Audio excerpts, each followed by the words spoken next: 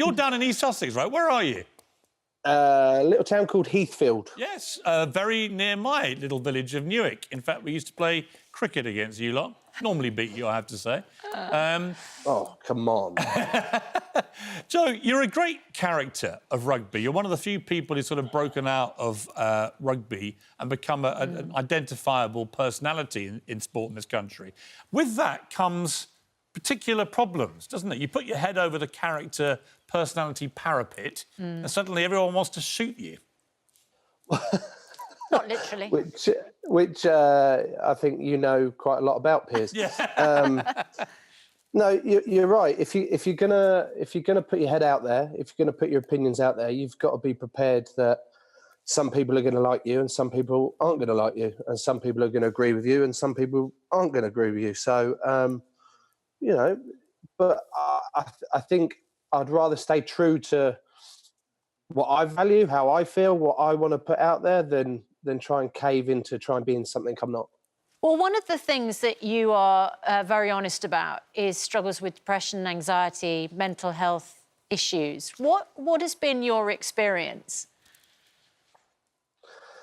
Yeah, so I think, as you both said, I've had a bit of an up and down career, and I always struggled to kind of pinpoint it, and always thought it was more on-field issues, stuff that was going on to do with rugby, as opposed to what my chemical setup was in my brain, other stuff going on off-field. So always struggled with it, but also always denied it all.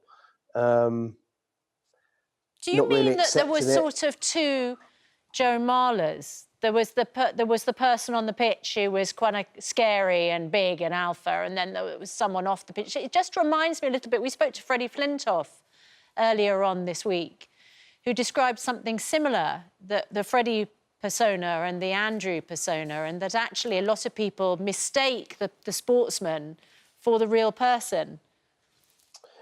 Yeah, it is very much like that, but I think it's my own fault because I used that two-sided personality of, right, that's me, the rugby player, and then that's not real life. So I didn't treat that like real life. You know, coming home with the family, with the kids, that was who I was, and I always struggled with dipping in and out of the two. But I'm definitely in a much better place now that I've got a better understanding of it all. You talked, Joe, an extraordinary moment in March 2019 where things really came to a head. You see, I was driving to work every morning, putting the radio on and crying.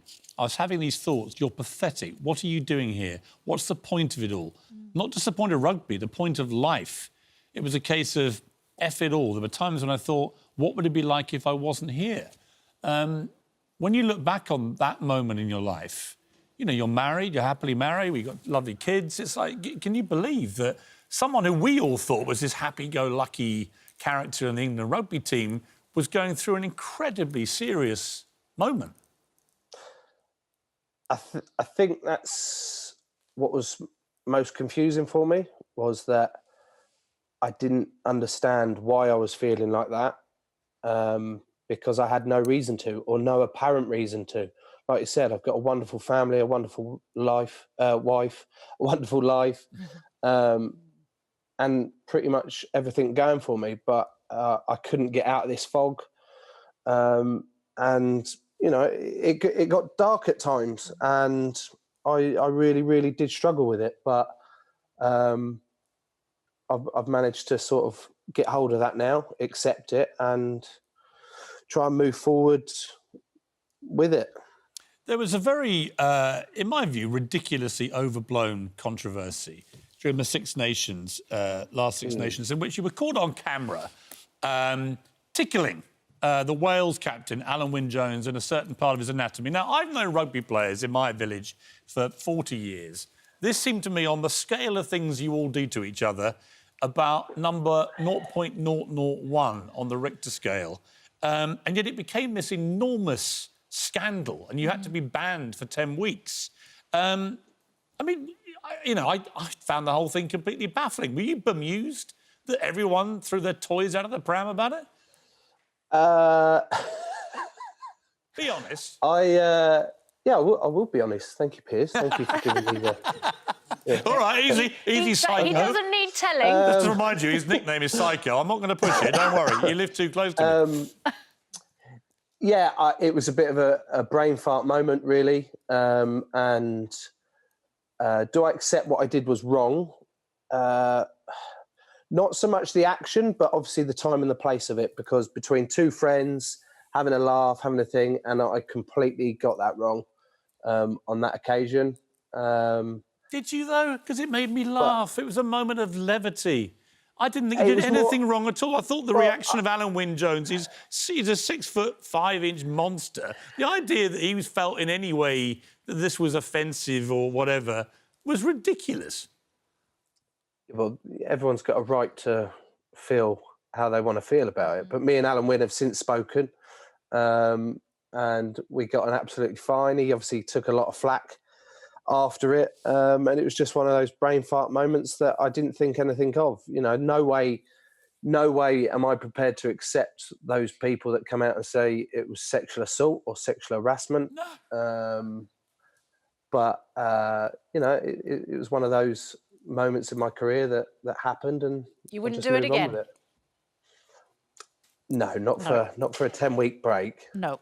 You know what? I think you probably should do it again. It make me laugh. I just thought that, honestly, when I think what you lot do to each other in the scrum. Don't take instructions from Piers. When I think what rugby players do to each other in the scrum, I mean, seriously, the world got enraged by that, which was obviously just a joke. Do you know what people do in those scrums? Anyway, I thought the brain fart was on the people that went nuts about it, not about you.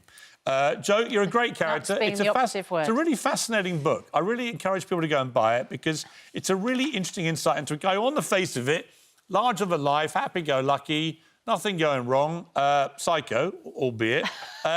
It's called Loose Head. It's a really interesting insight into the psychology of being a top sportsman in this country with the full glare of the public and the media and so on. And I really encourage people to go and buy it and really appreciate you coming on the programme, Joe.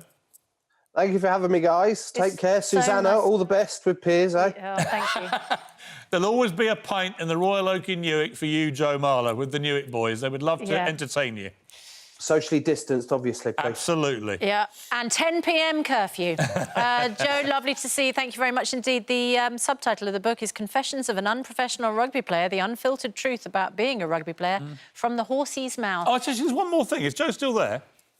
Yeah, hello. Joe, just wanted, before we let you go, a Harlequins legend, Chris Robshaw, bowed out this week. And very sadly, I thought, had to do it with no fans to say goodbye to him. Just and I messaged fireworks. him and he said to me, that was the sadness for him, that he couldn't have his goodbye moment with the Harlequins fans. What do you want to say about Chris, a true Quins legend? Yeah, it was pretty heartbreaking for him. Luckily, he was allowed to have his family in the stands, so they could be there for his last home game. But he is, I don't like banding it about the word legend, but he very much is a legend of the game that has consistently set the tone for us as a club. He consistently set the tone as England captain during his time. And on top of that, he's just a lovely bloke.